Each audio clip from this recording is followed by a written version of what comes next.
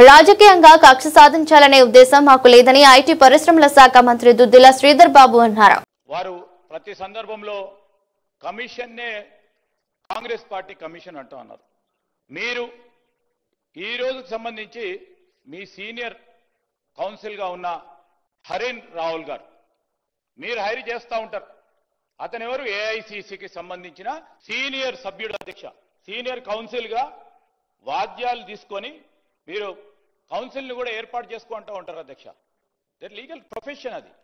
And highest respectable post ను hold చేసి first Lokpal గా గుర్తింపు పొందిన ఆయన ఫైండింగ్స్ ని మీరు తప్పుపడితే పట్టొచ్చు, కానీ ఇష్టరాజ్యంగా అడ్డగోలుగా పార్టీ పరంగా మాట్లాడటం సరికాదు. ఇది ఖచ్చితంగా చెప్తా ఉన్నాం. ఆయన నిష్పక్షపాతంగా ఈరోజు వారు ఫైండింగ్స్ ఇవ్వటం జరిగింది. మా బాధ్యతలో భాగంగానే ఈరోజు మేము సభలో పెట్టడం జరిగింది. దానిపైన మీకు ఏమైనా అభ్యంతరాలు ఉంటే ఆ విధంగా కార్యక్రమం చేయండి. కానీ వారు లేచి పార్టీ పరంగా మాట్లాడతామంటే ఆ రోజు ఇందిరాగాంధీకి సంబంధించి ఆ రోజున్న కక్షపూరిత, మేము ఇప్పుడు ఇంతకుముందు చెప్పారు, కక్షపూరితంగా చేస్తే రెండో రోజే ప్రభుత్వం వచ్చిన రెండో రోజే రాజకీయ కక్ష మొదలైతా ఉండే.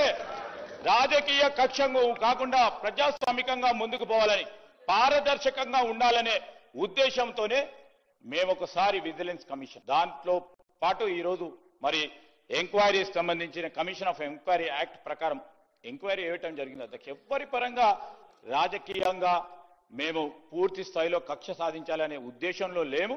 కానీ వాస్తవాలు తెలిపే ప్రయత్నంలో ఇంతకుముందే ఉత్తమ్ కుమార్ రెడ్డి గారు చెప్పారు, వాస్తవాలు ప్రజలకు తెలిసే కార్యక్రమం కార్యాచరణ తీసుకుంటాం అధ్యక్ష. దయచేసి దాన్ని రిస్ట్రిక్ట్ చేసి ఇది కాదు అని చెప్పండి. కానీ